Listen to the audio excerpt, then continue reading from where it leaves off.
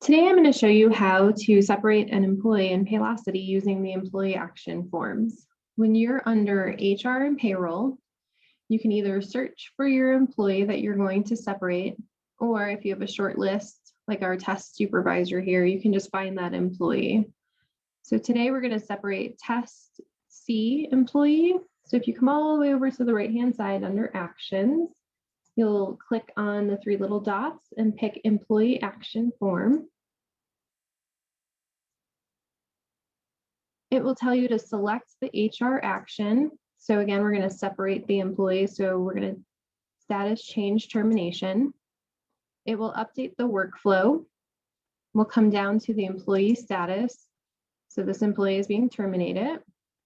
We will select the date. You can either enter it or pick from the calendar. So I'm going to say March 31st.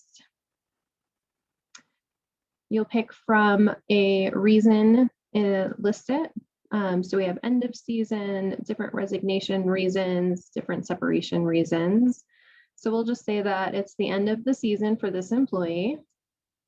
Here you'll see that the begin check date automatically populated when I entered the termination date. So you don't need to change this. Just leave it to what it populates because it's being based off the date that you're entering up here. The next piece is the user access end date. That also is populating based on the termination date being entered. So this is saying the last time the employee can log into the system, Paylocity, to retrieve pay stubs and access their W-2. If the employee is eligible for rehire, you would check the box. If not, leave the box unchecked. You can make a note here. Please remember that this will be accessed by other HR personnel, so make sure the note is appropriate.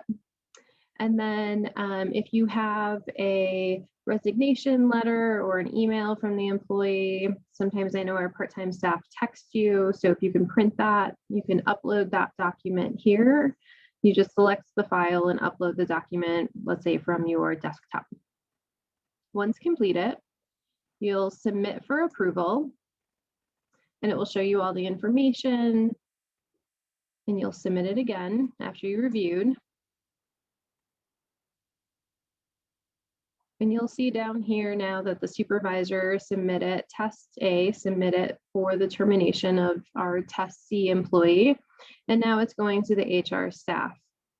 The HR staff will then approve the separation, and the employee will be removed from the supervisor's HR payroll.